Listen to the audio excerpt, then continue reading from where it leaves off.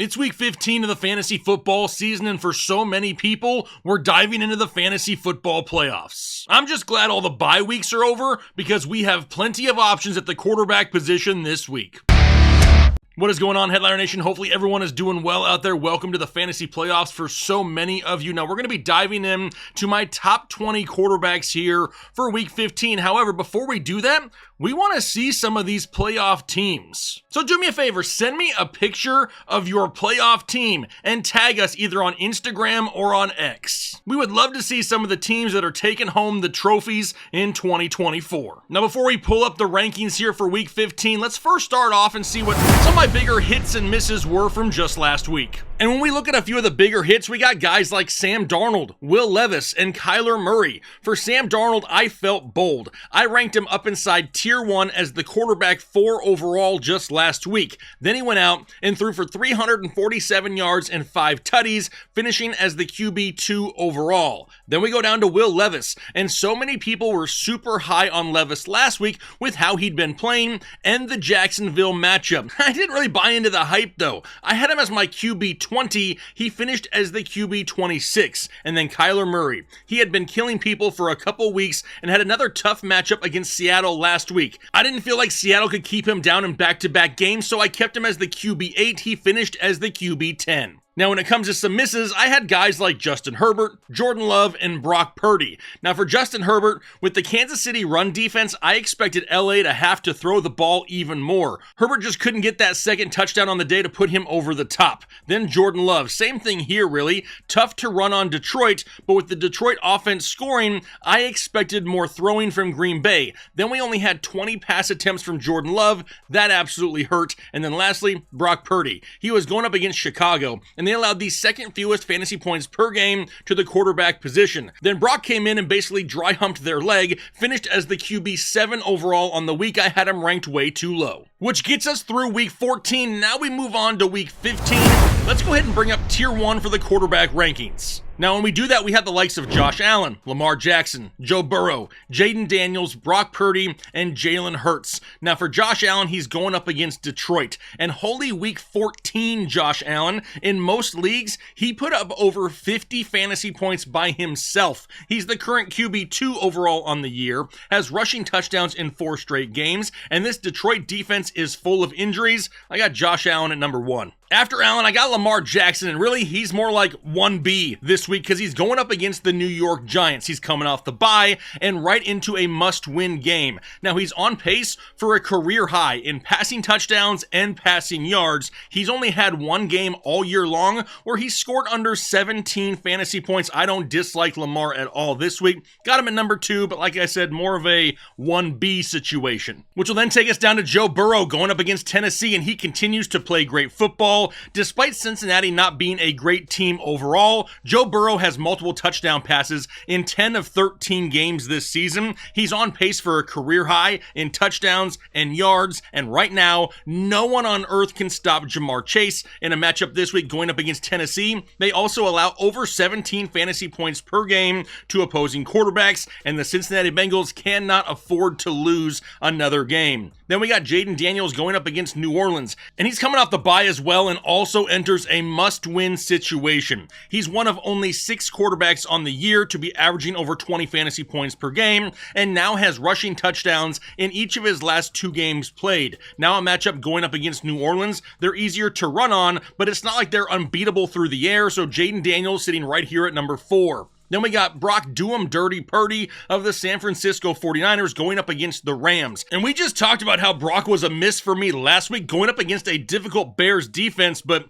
he had his way with the Bears, 325 yards passing and 2 touchdowns, and San Francisco remains in must-win territory. Now, Brock scored over 25 fantasy points in his game earlier this season against the Los Angeles Rams, and he's doing it all right now without even utilizing Deebo Samuel. In a matchup going up against Los Angeles, they allow the 8th most fantasy points per game to the quarterback position, so Brock Purdy up inside Tier 1. And then lastly, Jalen Hurts to round out Tier 1 going up against Pittsburgh. Pittsburgh. Now, 3 of his last 4 games, Hurts has scored less than 19 fantasy points, really become more reliant on rushing touchdowns here as of late. Only one time since week 5 has he thrown the ball over 25 times in a game. However, has 11 rushing touchdowns over that stretch. In a matchup this week going up against Pittsburgh, they allow the fewest fantasy points per game to the quarterback position, so Jalen Hurts going to have to do it with his feet once again in week 15.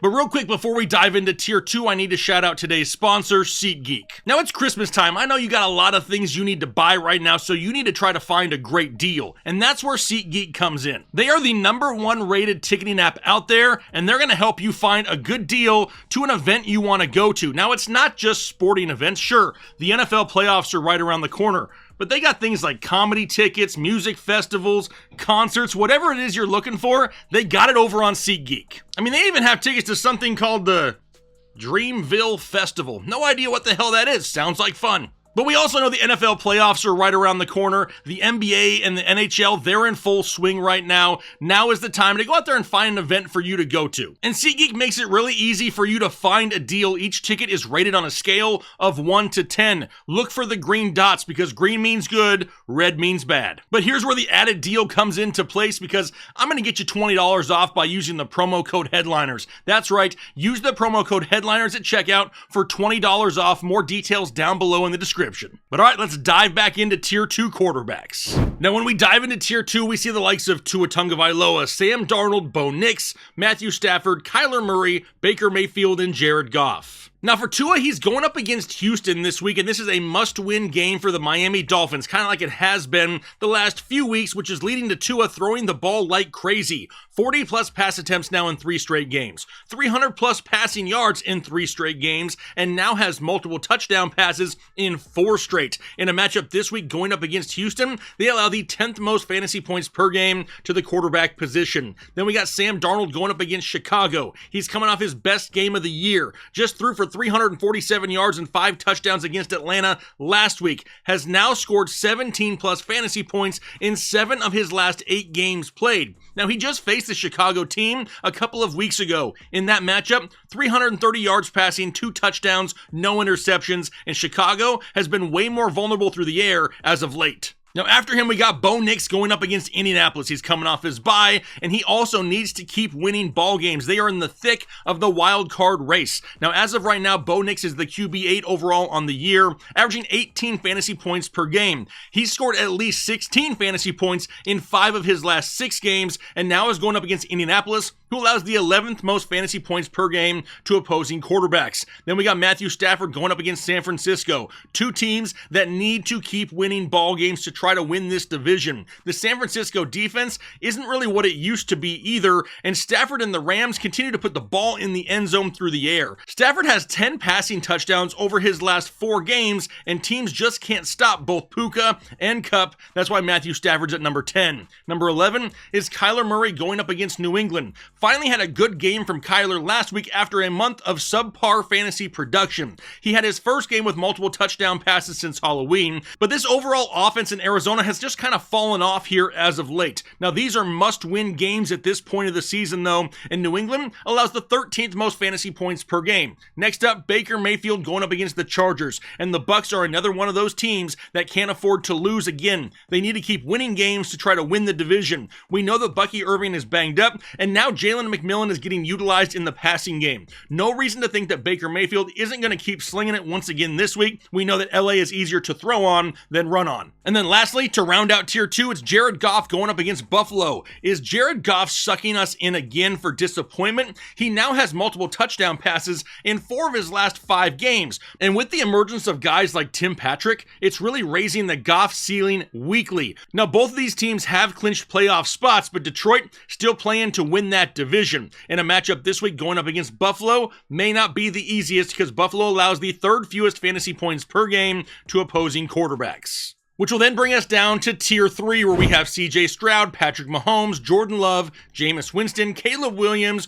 Justin Herbert and Anthony Richardson. Now for CJ Stroud, he's going up against Miami. He's coming off the bye week, but he needs to keep winning ball games as well. They haven't clinched the division or even a playoff spot yet in Houston, but Stroud hasn't played consistently well all year long. And we also know that Miami is out there fighting to win ball games as well. Could Houston run the ball a ton to keep the ball away from the Miami offense? That's entirely possible, and that's why CJ Stroud is down here in tier 3. How about Patrick Mahomes going up against Cleveland? And he continues to be consistent. The dude is going to go out and score right around 14 to 17 fantasy points most weeks. The ceiling is just few and far between. Now, Kansas City has already clinched the division. They're still playing for that number 1 overall seed, though. In a game this week going up against Cleveland, they are much easier to throw on than run on, but just like usual, Patrick Mahomes, a little bit more of a lower ceiling play. Then we got Jordan Love going up against Seattle. And you want to know why Love sucked last week? It's because he ignored Jaden Reed. WTF.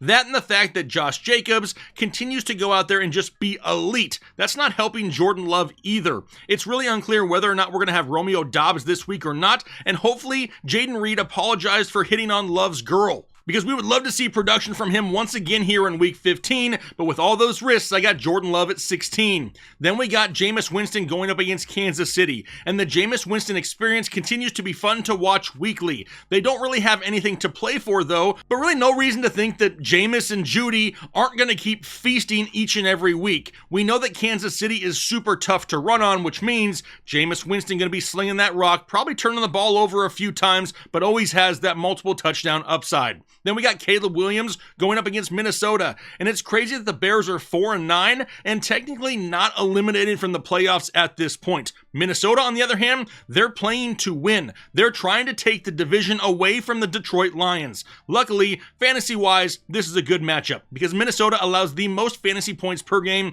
to the wide receiver position, so Caleb Williams is going to be throwing in that pass-heavy offense in Chicago this week. Then we got Justin Herbert going up against Tampa Bay. Now, he went on a run in the second half of the season, but that run has seemed to come to an end. Now, back-to-back bad games, and now he has a leg contusion that's slowing him down just a little bit. We also know that Ladd McConkey is banged up. They just lost Will Dissly, but Tampa Bay is a great matchup. They allow the most fantasy points per game to the quarterback position. And then lastly, Mr. Boomer Bust himself, Anthony Richardson going up against Denver. He's off the bye week, and Indianapolis is another one of those teams that has to keep winning ball games. They're fighting with the Houston Texans to win the division. Now, we all know at this point, though, there is nothing safe about starting Anthony Richardson at your quarterback position. There's still a lot of unknowns surrounding Josh Downs. We know this is not an easy matchup going up against Denver, who allows the 7th fewest fantasy points per game to opposing quarterbacks. Anthony Richardson continues to be a total boom or bust type play, but with the potential upside, I put him right here at the bottom of tier 3. So there you have my week 15 quarterback rankings. If you enjoyed today's show, do me a favor and hit the like button if you haven't already, because it's a proven fact. If you like this video, your chances of winning the fantasy playoffs increase exponentially. Now I'm going to go ahead and get out for the day. Hopefully you enjoy the rest of your day, and then most importantly, do your part to make the world a better place. Analytics off the chain, all the channels not the same. Jake and Kyle, you know the name. Headline Nation, we running the game.